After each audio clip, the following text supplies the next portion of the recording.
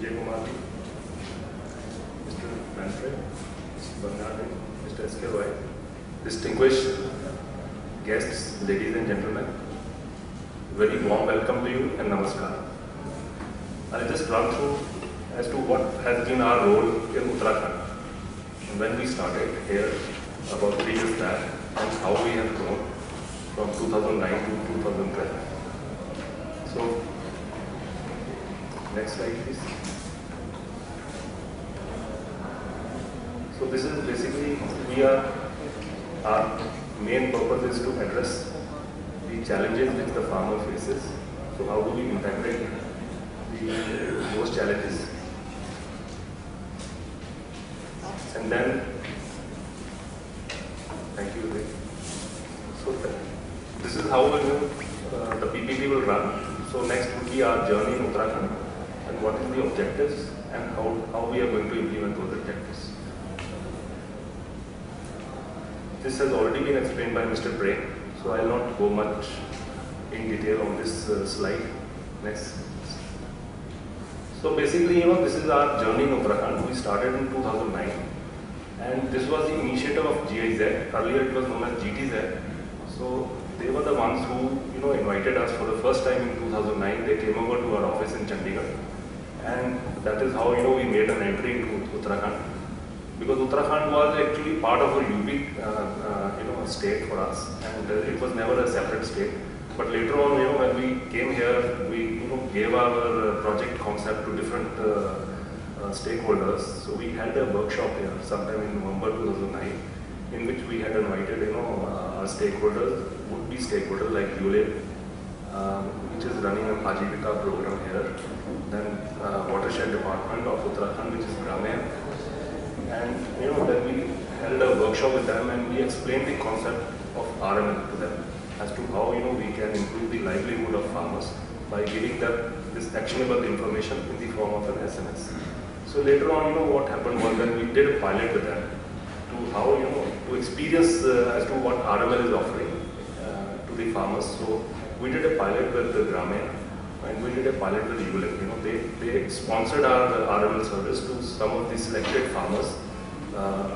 Let's say in 250 the farmers were given live subscription for RML service, and scattered all over in hill districts of Uttarakhand. And similarly, ULIP for their Ajivika program, they sponsored 81 farmers of their federations. And this is how then there was another agency, HARC, Himalayan Action Research Center, which had participated in this pilot program. So later on, next slide please. So in the year, then we, based on this pilot, we started growing in Uttarakhand. We started covering more crops. We started, adding more mandis for generating this information to the farmers.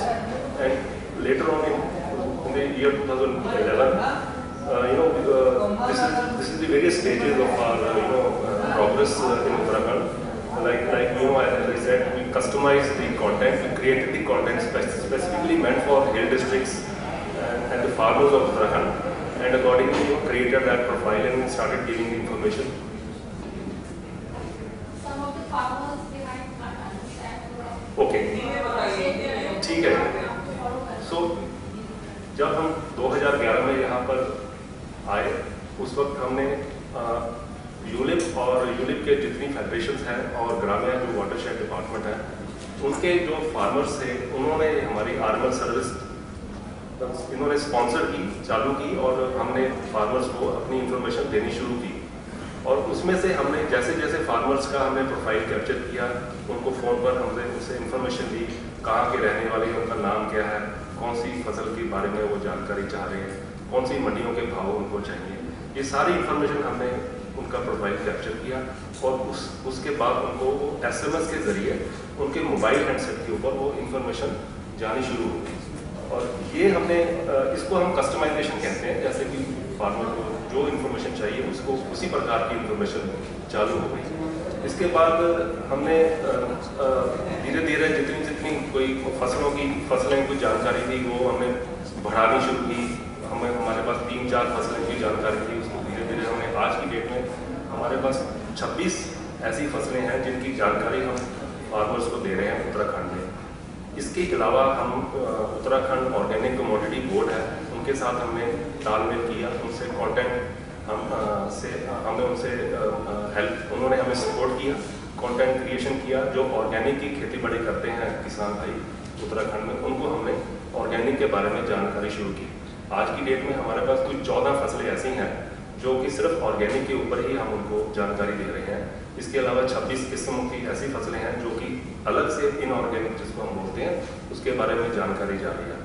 हम आज की date में 26 मंडियां cover कर रहे हैं उत्तराखंड में, जो मेजर मंडी है, जो कि रेगुलेटेड मंडी है, जिसमें हम कमोडिटी प्राइसेस हर रोज कैप्चर करके उसी वक्त ही फार्मर को उसी दिन उसके मोबाइल के ऊपर SMS के फॉर्म में चली जाती है, ताकि उसका फार्मर ज़्यादा से ज़्यादा फायदा उठा सके।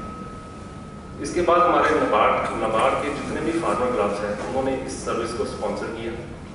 2011 में कोई तकरीबन 335 ऐसे फार्मर्स थे जिन्होंने ये सर्विस का लाभ उठाया। और उसके बाद फिर हमने GIZ रेड के साथ तालमेल किया, जिसमें कोई तकरीबन 1000 ऐसे फार्मर्स थे जो कि यूलिप के साथ जुड़े हुए थे, ग्राम्या के साथ जुड़े हुए हैं, जो UOCG के साथ जुड़े हुए हैं, उनको ये इंफॉर्मेशन जा रही है। अभी भी आज की डेट में कोई 1000 नंबर ऐसे हैं फार्मर्स हैं जिनको आज की डेट में ये लाइव इंफॉर्मेशन SMS के जरिए जा रही है। 2012 का हमारे लक्ष्य ये है, आज के जो जैसे डेवलप PPP प्रोजेक्ट है, इसमें हमने इसको आगे बढ़ाना है, ताकि जितने भी 13 जो डिस्ट्रिक्ट्स हैं अपना उत्तराखंड के, सभी डिस्ट्रिक्ट्स में हम इसकी जानकारी सुविधा फार्मर्स को दें। और जैसे जैसे ये हमारा कार्य बढ़ता जाएगा, फार्मर्स हमारे साथ जुड़ते जाएंगे, उसी प्रकार ही हमारी क्रॉप्स भी बढ़ेंगी, हम मंडीज की रिक्वायरमेंट भी बढ़ेगी, उसी हिसाब से उसको इंफॉर्मेशन की जो रिक्वायरमेंट है वो भी बढ़ती जाएगी। तो ग्रेजुअली हम इसको बढ़ाते जाएंगे। नेक्स्ट। तो ये जो प्रोजेक्ट है डेवलप PPP प्रोजेक्ट, इसका मेन मकसद यही है कि इतनी जो स्मॉल जो लैंड होल्डिंग जो फार्मर्स हैं, उनकी ज़्यादा से ज़्यादा हम उनको इंफॉर्मेशन दें, एग्री बेस्ड इंफॉर्मेशन, और वही इंफॉर्मेशन उनको दें जो उनको चाहिए, हाई क्वालिटी इंफॉर्मेशन। अभी हमारा कार्य है 4000 फार्मर्स को जोड़ने का इस साल,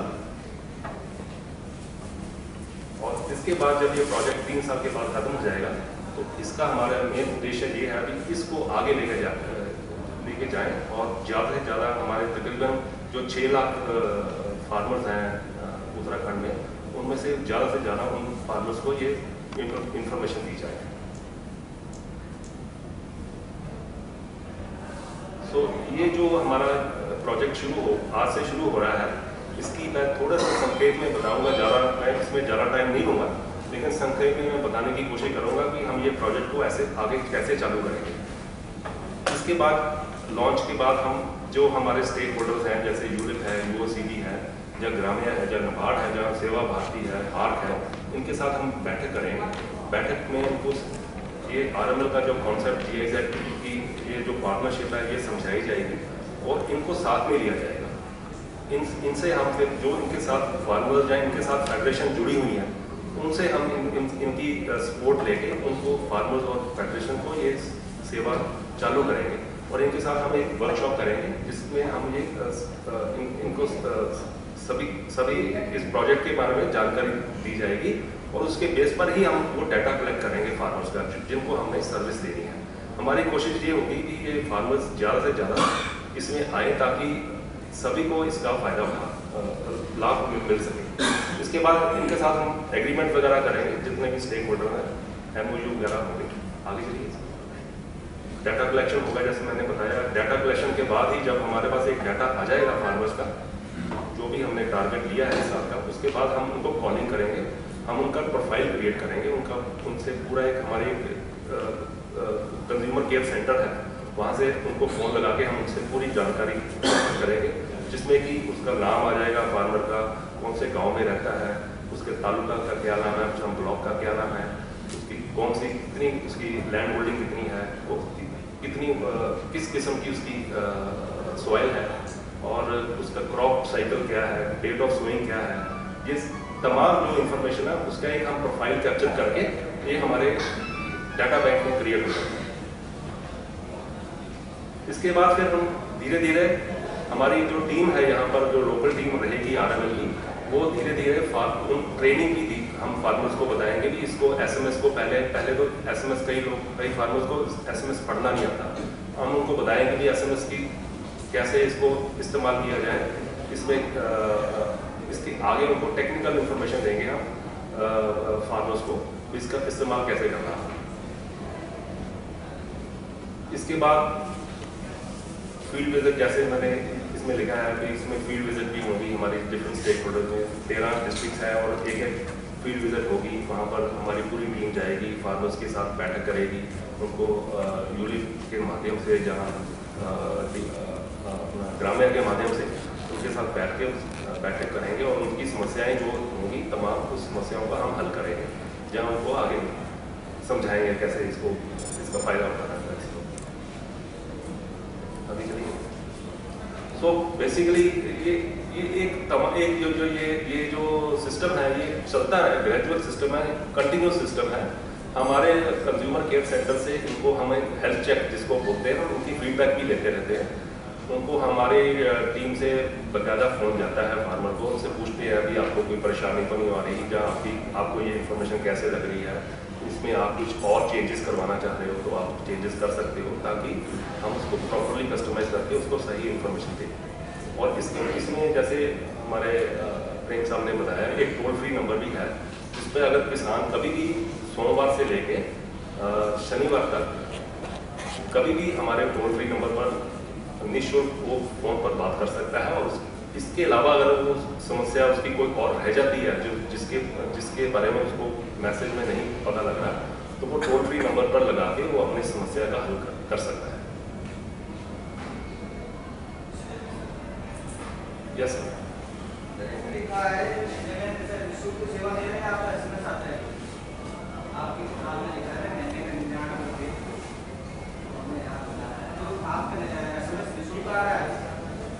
जो SMS जाएगा फार्मर को, पैसा कितना कार्ड तो कितना पैसा? ये जो कार्ड है जो आपने देखा है, येलो कलर का कार्ड बना हुआ है, एक्चुअली इसकी कॉस्ट है 999 रुपये। लेकिन जो अब इस प्रोजेक्ट में मैं बात कर रहा हूँ, कितने से प्रोजेक्ट में ये बिल्कुल फ्री ऑफ कॉस्ट होता था।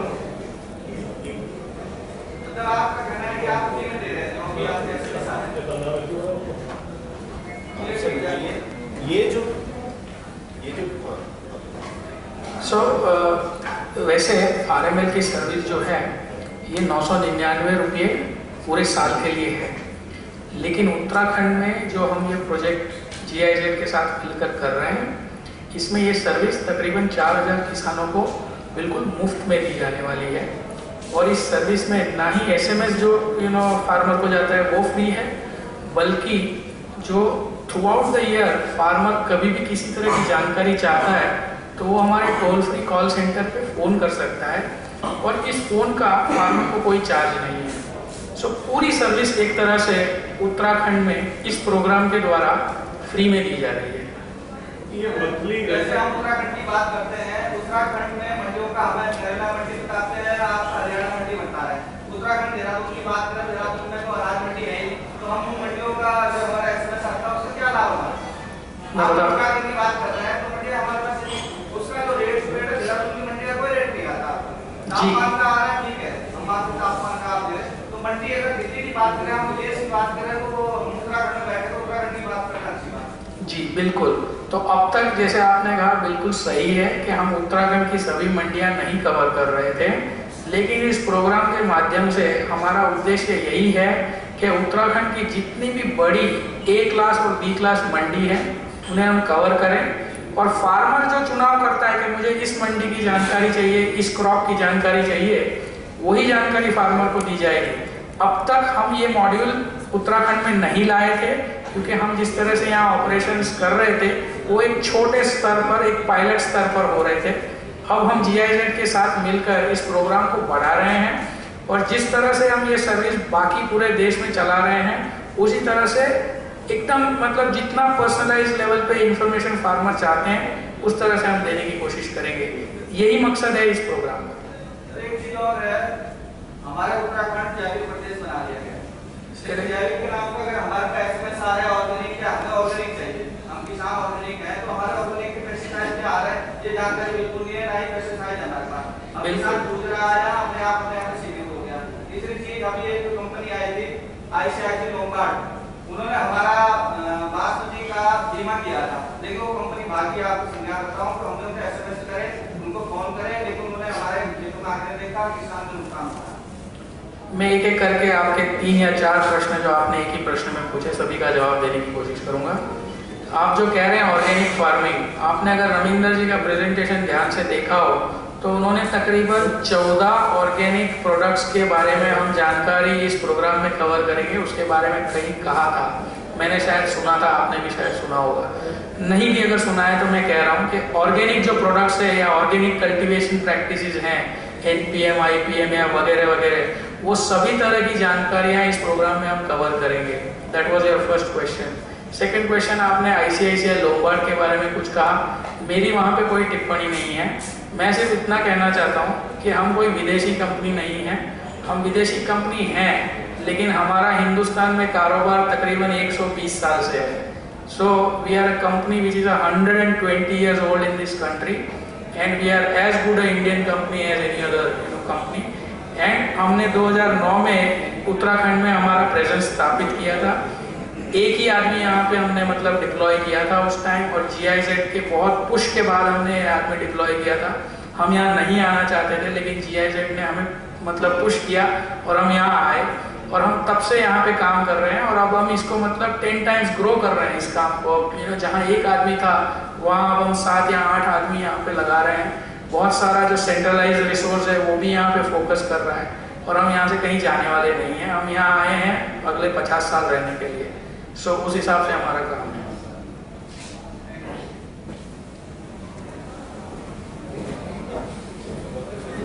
बस आई थिंक मैंने संक्षेप में बताने की कोशिश की है।